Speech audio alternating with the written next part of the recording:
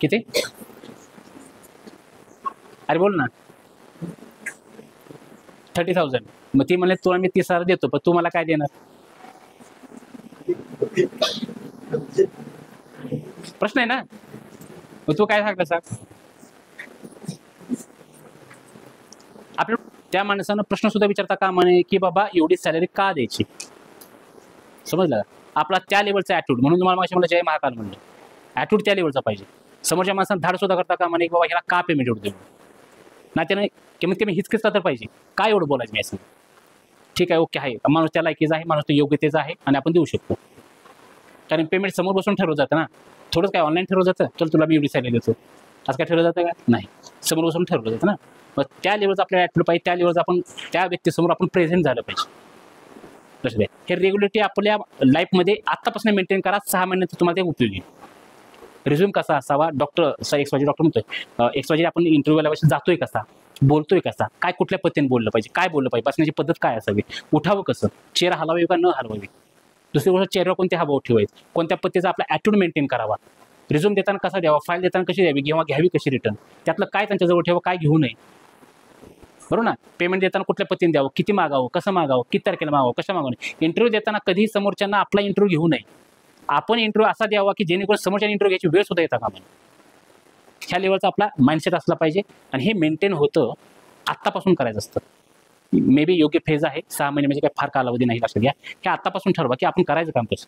आणि जे तुमचं पहिलं पेमेंट असतं त्यानंतर दुसरं पेमेंट ठरतं, दुसऱ्यानंतर तिसरं पेमेंट ठरतं. जर पहिलं पेमेंट तुमचं 10,000 असेल तर दुसरं पेमेंट देताना 12,000 म्हणणार आहे. तिसरं पेमेंट म्हणणार यार लय झालं, तुला 12,000 हाईच 12,000 घे म्हणणार आहे. कंपनी आमच्या लॉसमध्ये, तुझं काय चाललंय, त्या गट नाही. आम्ही ते करतो, आम्हीच इंटरव्ह्यू घेतो. लक्षात घ्या. समोरची योग्यता नसल्या मग काय करणार असतो, माझ्यावर कुठला स्टाफच नसेल काय त्याला म्हणतात बिटापेक्षा दगड मग घ्यायचं झालं, चल वगैरे इंटरव्ह्यू. ही कंडिशन लक्षात आहे मार्केट. पण जर आम्हाला चांगला ऑप्शन असेल तर आम्ही तुमच्याकडे बघत पण नाही. तसं मार्केटला एक सेपटीकडे रती महारथ आहेत, ते टेन्शन नाही आपल्याला. असते हा ॲटिट्यूड घेऊन मार्केटला उतरा. कुठेही इंटरव्ह्यू देताना ॲज अ धरून चला कॉलेज तुम्ही आज ह्या ठिकाणी इंटरव्ह्यू देणार ॲज अ शिक्षक म्हणून तुम्ही येणार आहात तरी त्या लेवलचा ॲटिट्यूड ठेवा. किरकोळमध्ये उतरूच नका. लक्षात असते हे आवर्जून करा. आणि इंटरव्ह्यू फार खतरनाक द्या, त्याचे काही अभ्यास करा, त्याचा काहीतरी आता गुगल किंवा मोबाईल तुम्हाला फ्री आहे बऱ्यापैकी, वापर करा त्याचा. टिप्स लिहून काढा, आवर्जून काढा. लक्षात आणि त्यानंतर तुमचा हे नियोजन करा. कॉलेज एक्सवायझेड आधीच्या शिक्षकांना किती देते ह्याच्याशी काही घेणं नाही आपलं. मी कसा जातोय, मी काय करतो हे फार इम्पॉर्टंट आहे. जेव्हा आपण तिथं उतरतो ना, पण त्या लेवलची क्वालिटी पण द्या. लक्षात घ्या. एक्सवायझेड एखाद्या सब्जेक्टमध्ये मास्टर बना, किरकोळमध्ये उतरा. बरे तुमचे एज्युकेशन B.Pharm असू द्या, D.Pharm असू द्या किंवा BA B.Com काय वाटेवर जे काय असतं पण आपण ॲटिट्यूडमध्ये उतरलं पाहिजे. संजय राऊत माहित आहे, आज उद्धव ठाकरेपेक्षा त्याची किंमत जास्त आहे माईकमध्ये. सकाळी 9 वाजता हजर आहे, तू बोल फक्त, किंमत जास्त आहे का, सातत्य. सकाळी 9 वाजता आम्ही हजर, अजितदादा पवार सकाळी 6 वाजता हजर नाही, बोल तुला काय पैसे.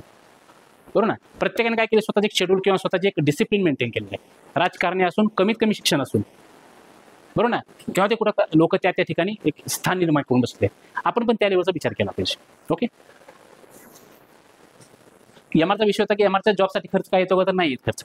काही फार मोठा खर्च नसतो, काय नसतो, खर्चच नसतो पहिली गोष्ट. फक्त आपण तो त्या लेवलवर उतरलं पाहिजे. मुली किंवा मुलं हे करू शकतात का, जॉब करतात का, तर प्रत्येकाने करावा. काळाची गरज आहे. प्रत्येकाने कमीत कमी बेसिक तरी लक्षात घ्या, 6 महिन्याचा 2 महिन्याचा 4 महिन्याचा काही कोर्स करा, आवर्जून करा. लक्षात घ्या. ओके. तर आम्ही नेहमी म्हणतो की एमआर म्हणजे काय, मेडिकल रिप्रेझेंटेटिव्हला शॉर्टकटमध्ये एमआर म्हणतात. एम म्हणजे मनी, आर म्हणजे रिलेशन. मार्केटला जाऊन ज्या माणसानं रिलेशन चांगलं बनवलं त्याला पैसा भरपूर मिळणार. रिलेशन बनवताना दुःख होतं, पैसे घेताना सुख मिळतं. ज्या माणसाला सुख दुःखाचा खेळ खेळता आला त्याला म्हणतात एमआर. ज्या माणसाला सुख दुःखाचा खेळ खेळता आला त्याला म्हणतात एमआर. आणि एकदा एमआर जर आयुष्यात बनला तुम्ही, जिंदगी तुम्ही कधी हारणार नाही. आणि जर अपयश आलं, चल ठीक आहे बाजूला होतं, चल मी तयारच आहे, हा माइंडसेट ठेवला पाहिजे. लक्षात. आणि आज जेवढे काही माणसं टॉपला गेले त्यांनी मार्केटला काही ना काही काम करून गेले. जे की अमिताभ बच्चन घ्या, अमिताभ बच्चन हा पहिला एमआर होता. पहिला स्टार्टिंग जॉब त्याचा करिअरचा पहिला जॉब हा एमआरशिप होता.